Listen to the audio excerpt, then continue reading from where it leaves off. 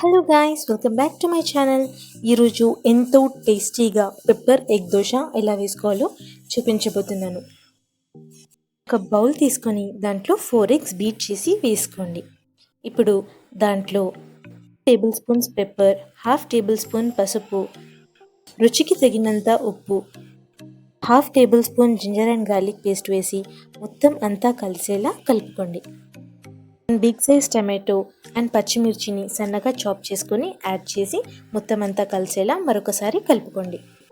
దోశలకి ఎలా అయితే batter prepare చేసి పెట్టుకుంటామో అలా దోశల పిండిని కూడా రెడీ చేసి పెట్టుకోవాలి.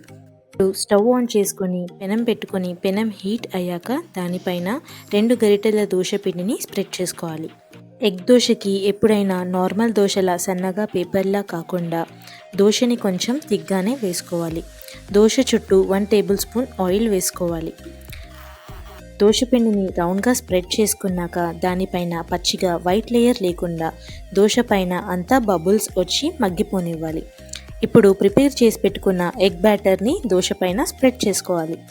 ఇలా స్ప్రెడ్ చేసుకున్నాక స్టవ్ ఫ్లేమ్ని మీడియంలోనే పెట్టుకొని లిడ్ క్లోజ్ చేసి ఆవిరికి ఎగ్ మొత్తం కుక్ అయ్యేలా 5 మినిట్స్ ఉంచుకోవాలి. 5 మినిట్స్ తర్వాత దోశ అండ్ ఎగ్ మొత్తం కుక్ అయిపోతుంది. ఇప్పుడు దోశని మెల్లిగా ఫ్లిప్ చేసుకొని సర్వ్ చేసుకోవటమే. ఎంతో tasty perfect egg dosa ready. I hope you all liked this recipe. Thanks for watching. Please like, share and subscribe to my channel.